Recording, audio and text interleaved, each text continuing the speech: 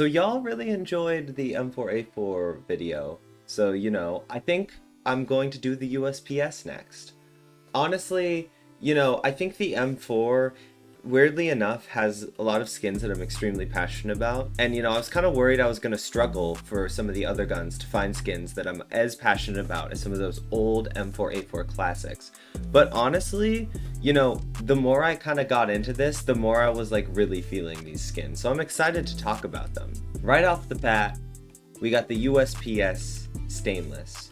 Man, this skin is a relic from a time when Valve was not afraid to add skins that looked expensive while being simplistic. The closest thing we get these days is something like the new M4A1S Fade. Honestly, I just can't see a world where that thing lives up to the same level of cleanliness as something like the Stainless. We've gotten kind of to a point in the skin market where desirability is associated with very complex, busy, vibrant designs. And, I can understand why. I think like the Desert Eagle Fennec Fox is like the best skin in the game. But there's just something to be said for a skin that looks expensive while being completely undetailed. And do not come at me with that gold AK bullshit. God. That thing looks ugly. This thing is just sleek and efficient. The little green dots, they kind of match the M9 vanilla. This USPS is actually more accurate than any other USPS skin, and I'm not lying. Real quick, somebody call the base department because we've got the employee of the month. Holy crap. The USPS Road Rash. This thing is so raw.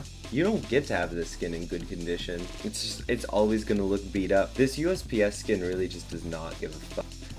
This skin is like you took 8 of those menthol breath strips to the face and then scraped both of your shins. The skin is like listening to Merzbow while summoning the Matterhorn just to feel something. This skin should have been in Jackass 3. The skin is just completely unfiltered. It's gorgeous. This skin is an evocateur. You either hate this thing or you love it with all your heart. But either way, you can't stop thinking about it.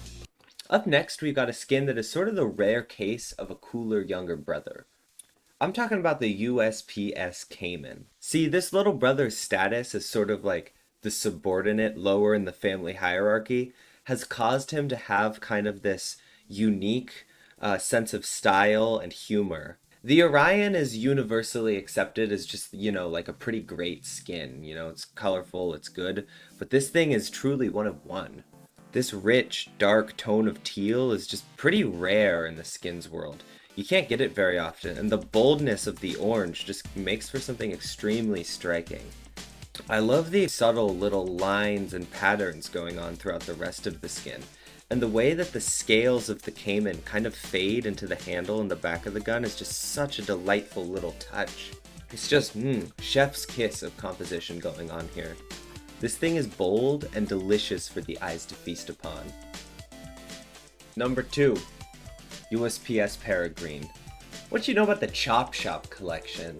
Man, this skin is so chic. It only really looks good with like a low float, which kind of adds based points in my book. Using this skin feels like I'm browsing through those color palette squares that they have at Home Depot that you can take home and like, kind of check with the wall and whatnot. It's just so tasteful, so elegant. Also, peep the knife and glove combo here. I cooked here. I cooked really hard. It's hard to make these turtle gloves work, okay? I'm really just such a sucker for these kind of clean matte color skins. If I had the money, I would totally assemble like a themed collection around these. It's like whenever I remember the Peregrine exists, I want to assemble a little loadout, kind of built around it. Maybe one day I'll sell my soul to a Gamba site and I'll buy my collection of matte color skins. But then there'd be blood all over my hands and it would stain them. Ah, man. But yeah, this thing's just super based. Anybody who understands this skin is a true, real based skin connoisseur. It's just magnificently dank.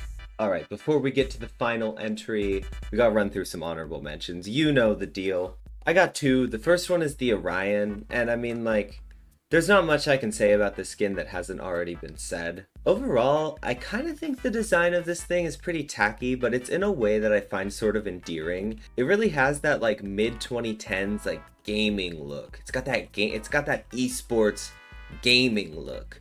This is the Face It skin. But what really makes this thing special is the colors. They're just great, you know? You can't really go wrong with this sort of like orange to goldenrod little ombre thing going on, and then mixed with dark gray. It's just, you know, it's just a kind of a slam dunk color combo. Overall, this thing is clean as hell, but I just think some of the tackiness, you know, kind of takes away from it. But, you know, it also makes the skin in a way sort of unique and almost like an artifact of its time, so I have to have some appreciation for it. And then last up for the honorable mentions, we've got the Overgrowth. This is just such a unique and, you know, colorful camo skin. This thing is striking. It's got a powerful aura. I mean, I think this thing's sick. However, it's kind of hard to fit in with other skins in an inventory. The tones here make it very difficult to match with like a pair of gloves and just like an inventory in general. Usually when I see people rocking the Overgrowth, it's got expensive stickers on it and it doesn't really match the rest of the inventory. That said, this thing is still super raw, so I think it deserves a spot in the honorable mentions. And for our number one spot, here's a skin you might not even know existed. The Usp-S Business Class. Oh boy. When I see this skin, it reminds me of that one clip. Hey, free my girl. She didn't do anything wrong. It was Clara. It was Clara! This USP skin puts a little avant-garde twist on the idea of being suave and low-key. These strips of brown paint and canvas and leather make for extremely bold design choices. At first glance, the skin is pretty unassuming, but the longer you look at it, the stranger you realize that it is.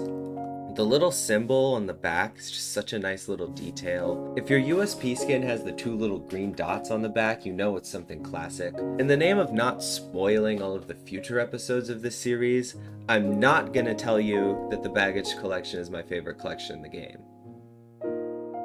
This skin smells like an expensive cigarrillo mixed with a subtle neutral fragrance. I sold one of these for 13 bucks back in the day because I got it from a trade up. It's an extremely unfortunate event that torments me to this day. I'm super thankful for how positive a lot of the comments have been. Honestly, like, y'all are what's keeping me going. I've been really trying to put out a lot of content, and getting so many kind words from you guys under these videos just, you know, motivates me to keep going. So thank you so much. Right now, I'm really full throttling into this, by the way.